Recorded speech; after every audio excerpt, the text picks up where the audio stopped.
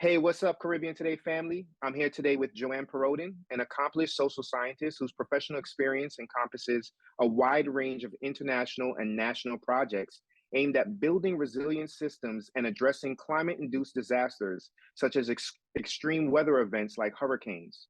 In May of this year, Pérodin was appointed by President Biden to the White House Environmental Justice Advisory Council, a federal advisory committee that is charged with providing independent advice and recommendations on how to address current and historic environmental injustice in America and abroad. Born in the United States to Haitian parents and raised in Haiti, Pérodin has a master's degree in public health with a focus on environmental health at the University of Maryland, and is currently a PhD candidate in public affairs at the J. Green School of International and Public Affairs at the Florida International University. Pérodin has assumed several leadership roles related to disaster resilience and climate justice, and including initiatives in the US, West Africa, and the Caribbean. Among Pérodin's many accolades, she was named a Legacy Magazine of South Florida's 40 Under 40 honoree, as well as a top 20 under 40 Haitian young professional by the Haitian American Chamber of Commerce of Florida. Joanne, it's a pleasure to meet you. Thank you, Andre, for having me here. It's a pleasure to be sharing this space with you. Yes, I feel the same way. First and foremost, congratulations on the appointment. How did it feel to receive the communication from the White House? Not from the mayor's office, not from the governor, from the White House, about your appointment to the Environmental Justice Advisory Council. Was that something that you were expecting, or was it a surprise? Well, first, thank you for congratulating me for this new chapter that I have, that I'm onboarding. Was it a surprise? Yes, in the sense that it was a reminder that the work that I do in communities does have an impact and people are watching what I am doing. So this recognition by such a high level institution speaks to the value of my work, and I'm looking forward to collaborating with those who've already been part of the advisory committee prior to my appointment and the 11 new members that have been appointed this year. Wonderful. The advisory council was created as part of Executive Order 14008 in 2021 by the White House, which was put in place by the current president's administration to combat the climate crisis in the United States and abroad. What does it mean to you to be a part of it, and what do you hope to accomplish during your time as a council member? I think we need to look at the context that led us to having to prioritize environmental justice today. The history of this country that has led to several communities, primarily communities of color and Black communities, being disproportionately impacted by environmental hazards. Although it is unfortunate that it took this long for justice issues and fairness and fair protection of all living in the US to be gaining much traction now. But I think it's a sign that we're moving in the right direction. Of course, the environmental justice movement started getting attention back in the early 80s. But if we look at how long ago that was, it's a little over 40 years, and we're still having to push and advocate for justice and fairness and protection of all. It speaks to the level of work that is needed and how much we have ahead of us to tackle. Absolutely. And when these natural disasters hit, it just reminds you of that work that needs to be done. I mean, we look at Hurricane Katrina in New Orleans. You look at Hurricane Maria just a few years ago in Puerto Rico, and the response to it, and how some parts of Puerto Rico are still affected by it all these years later. So I definitely agree with you. And, I love that this advisory council was put together, and I know we're all expecting great work from it. What inspired you to be a social scientist? Your professional career is so extensive and far reaching in regard to climate related issues such as building resilient systems, addressing climate induced disasters, building climate literacy, mobilizing climate action, and leading climate disaster resilience initiatives in vulnerable countries through community engagement. What fuels your dedication to these issues? It's such a long answer. I could either choose to give you the Caribbean version of my answer or go straight to the point. I grew up in Haiti, and when when we had it didn't take it it we didn't really need heavy rain to see severe devastation in Haiti. And as a kid, I was always curious to know the reason behind events that were happening. I was always curious about what was affecting or the reason for communities' well-being being jeopardized. So eventually, once I graduated from high school in Haiti and moved to the US to go to college, I knew that I wanted to be involved in something that had to do with disasters, but I wasn't sure what exactly that was going to be. So for my undergrad, I did something that had nothing to do with disasters. My undergrad was in kinesiology, exercise science, but I also Mm. used that opportunity to volunteer with my local fire department. So I was a trained emergency medical technician. So I volunteered for about Oh, a wow. year, and it it pretty much was that fuel added to the fire that increased or accelerated my curiosity for being involved in, efforts related to disasters. And at that point, I did get my undergrad at the University of Maryland. They were also getting ready to launch their School of Public Health. So I had the opportunity to hold informational interviews with faculty members at the university who shared with me their experience on public health and global health efforts, including research initiatives. So I think the fact that I was surrounded from the time I joined as an undergrad to going through my master's degree at the University of Maryland, this hunger, this energy, this thrive for always seeking answer, I think was probably the foundation that led me to seeking an advanced degree to eventually become a social scientist. Now, why social science in particular? Everything that happens around us eventually affects us as humans, as individuals, and also affects us as a society. So when we talk about disasters and how it affects different communities differently, and what would be needed to reduce our risks or vulnerabilities from disasters, led me to start questioning, what is it about society? What is it about the way how society functions?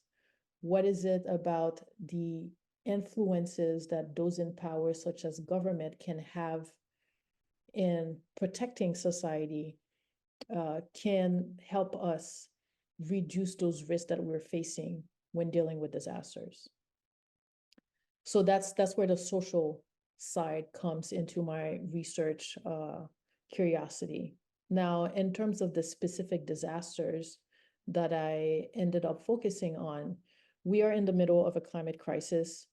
Our planet is becoming hotter, regardless of where you are, whether it be in Florida or in Texas or in Haiti or in Europe. We are experiencing extreme heat.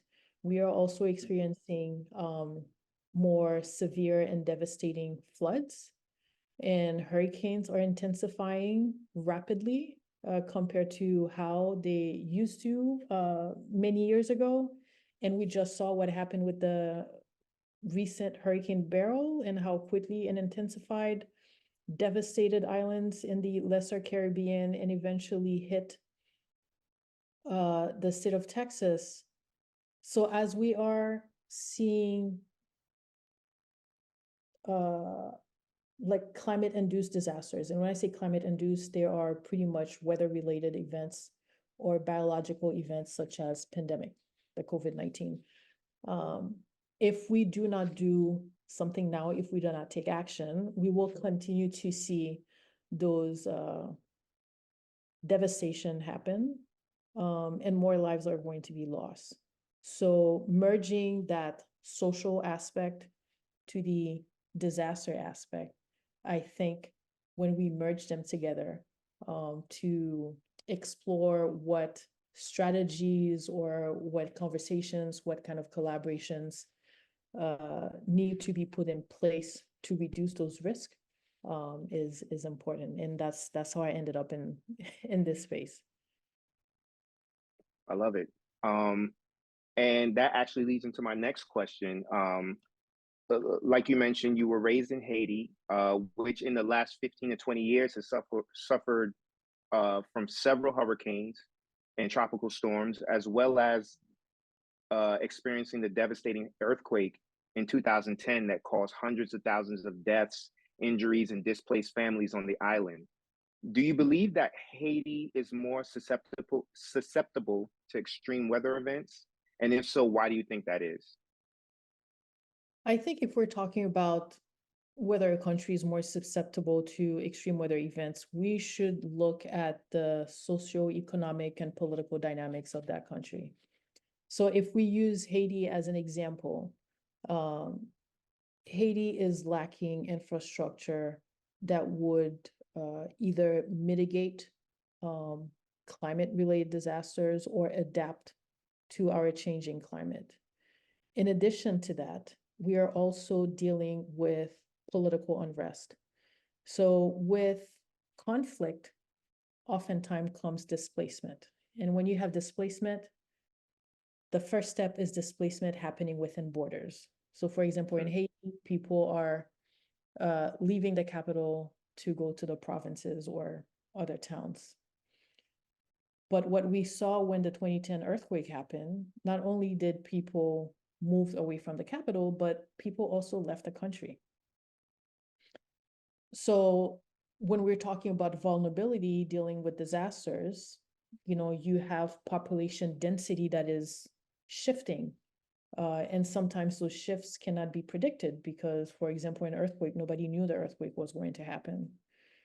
So if you cannot control or plan for population displacement, then you can't plan for housing, you can't plan for transportation, you cannot plan for public health infrastructure, you cannot plan for food production.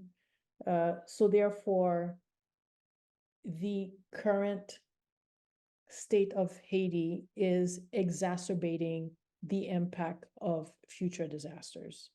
And it doesn't need to be a hurricane to witness a major catastrophe in Haiti. It could be something as simple as rain. And now I'm going to dive back a little bit into climate change. So Haiti's an island. We are dealing with population displacement. We are dealing with severe drought because of extreme heat.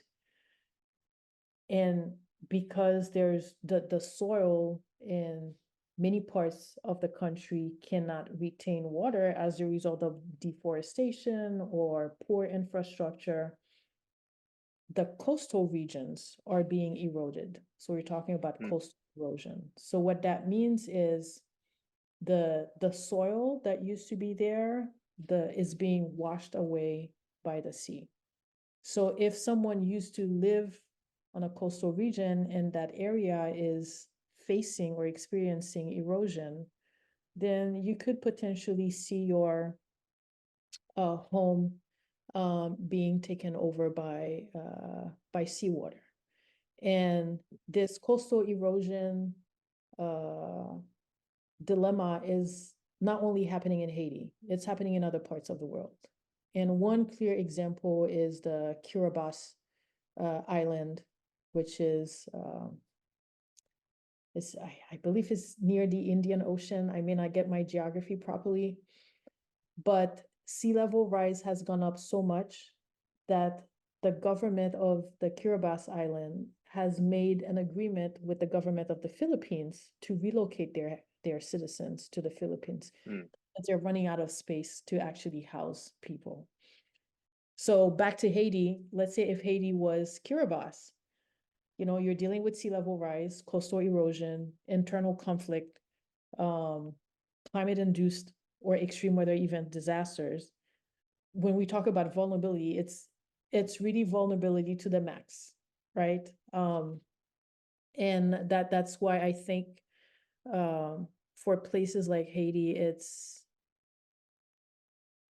it's anxiety provoking, but we are at a point where we either take action to mitigate those challenges that we're seeing, or we just let nature do its thing and continue to ravage the island and other places like Haiti. Now, something else I want to bring up is islands in the Caribbean and other countries in the global south are impacted the most by extreme weather events. In Latin America and the Caribbean, the top 7 countries out of 15 that are at high risk for extreme weather events or for being impacted by extreme weather events in the world are in the Caribbean and Latin America. Wow. But the countries that are contributing to those extreme weather events are in the global north. So countries like China, the US, countries in Europe. And the reason why they're contributing to it is they rely so much on fossil fuel. So fossil fuel is things like petroleum. When you burn fossil fuel, it releases heat trapping gas. So there's a long list of heat trapping gas. Among them are nitrogen oxide, carbon dioxide, methane. When those are released in the environment, they trap heat, but because so much of those pollutants are being released in the environment, you end up with a high concentration of heat trapping gas. And that's what creates that elevation in temperature. That's why we're seeing extreme heat on the planet. So as long as those countries don't come up with strategies to reduce their greenhouse gas emission, the global south is going to continue being impacted by extreme weather events, while the global south contributes the least to greenhouse gas emission. Wow. So when we talk about reducing our risk or vulnerabilities, it cannot be a one country solution. It has to be a global solution. 100%. So with that being said, what type of policies, infrastructures, and systems can both the well, what can the global south do to help themselves, and what can the global north do? Those global powers in the north do to like how can they work hand in hand to to help reduce these emissions and to really try to mitigate some of these climate disasters from happening. Like what kind of partnership can they do? What can the global north do? What kind of policies can they put into effect? And what kind of policies can the global south, can these Caribbean islands say, if you don't work with us on this hand, then we're going to stop providing X amount of resources to you. Or, like what do you think can happen in an ideal world that can really help slow some of this down? In the ideal world, I would say the first thing is to remove barriers. So for example, when the COP meeting takes place, that's the climate event that takes place every year. If we look at who is able to attend that international meeting to talk about the climate crisis, poor countries oftentimes are not at the table. And there are many reasons for that. The first one, there's a cost to be able to go to those meetings. If you want to send a delegation, you need to be able to get the proper visas to go to those meetings. And oftentimes, developing nations like Haiti they either have to wait a longer period of time compared to industrialized developed nations to get their visas, or they have them rejected. So therefore, Wow. automatically from the get-go, you're denied access to conversations that are really important and which are affecting your constituents. So the first step, in my opinion, would be to remove some of those barriers so that if we truly want to talk about collaboration that is fair, that is inclusive, we need to recognize that there are systems in place preventing certain groups from participating in those conversations. The second thing is, society is built on greed, hunger for money, and oil is one of those materials that companies that are looking for high profits go after. But at the same time, oil is what's part of the supply chain that leads to greenhouse gas emission. Right. So those who are in those position of power and driving the oil market, there needs to be a shift in consciousness to say, okay, we recognize the impact that this is having, and therefore we want to open and have a conversation regarding alternatives that are sustainable and that do not affect our environment and our climate. The third thing, I think context is an element that should receive a lot of importance when having conversations around developing policies such as climate solutions or policies that would protect our climate and reduce greenhouse gas emissions. So, for example, if we go into the context of the United States, for a long time, we had segregation in the US. And as a result of segregation, there are communities that had no say, no power, right? They were not treated as humans. And that trauma is still in our society today. And if I could even say, there's some form of segregation that still exists in the American society. Absolutely. So if we do not recognize that there needs to be a conversation around this systemic oppression in this society, I don't see how we can actually create space that is based on trust, respect, cultural values, and other aspects. So therefore, if we want to create policy, we first need to create that space of trust where we can actually recognize where we failed as a society, where we thrive as a society, and how do we move forward from there. Now, once we've identified with all relevant partners what the priority should be, then we should make sure that everyone is included in the process from the time we explore what should be prioritized to the time we decide this is a policy we want to implement it. And once that policy is implemented, we also need to have a conversation around how is this policy going to benefit individuals? How is it going to meet the specific needs of individuals or their communities? And how can those communities access, whether those policies be resources or services, how can they actually access those resources and services so that they can thrive? So if I were to sum up what I just said, I think the first step is, contextualize the space or the environment that we've created. How do we move forward from that space? The second one is how do we create an environment or a table where everyone has an equal say?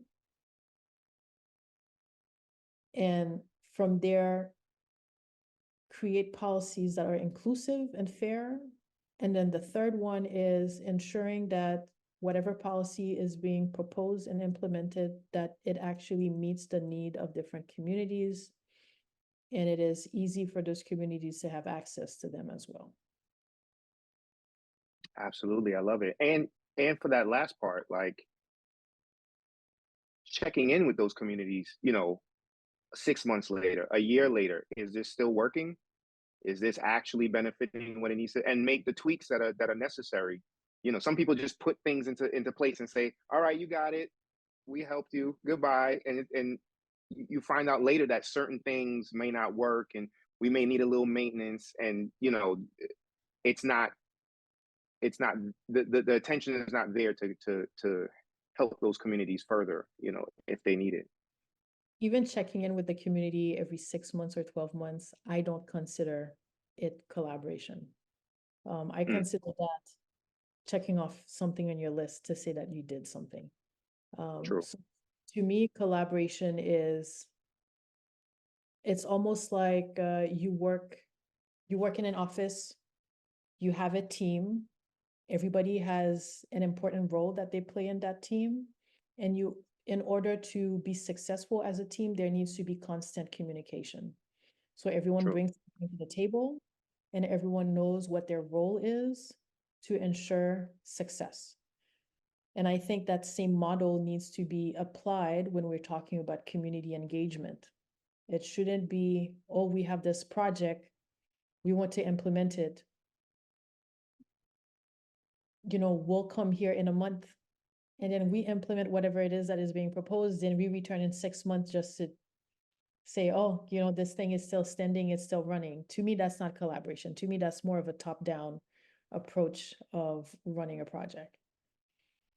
Very true. Well, thank you. So what's next for you? Are there any interesting research projects or initiatives that are in the works that you're looking forward to? First, I'm looking forward to graduating. um, Uh, that's like a big lift. So currently, I am writing my dissertation, and hopefully it will all be done before the end of this year. nice. As far as ongoing research, so my research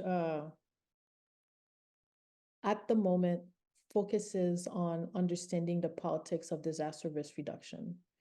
So being in the state of Florida, where we have a diverse community and many members of those communities coming from Latin America and the Caribbean, um, I'm interested in understanding, when we're talking about disasters, how do those individuals perceive risk based on their Mm, background, their geographical background?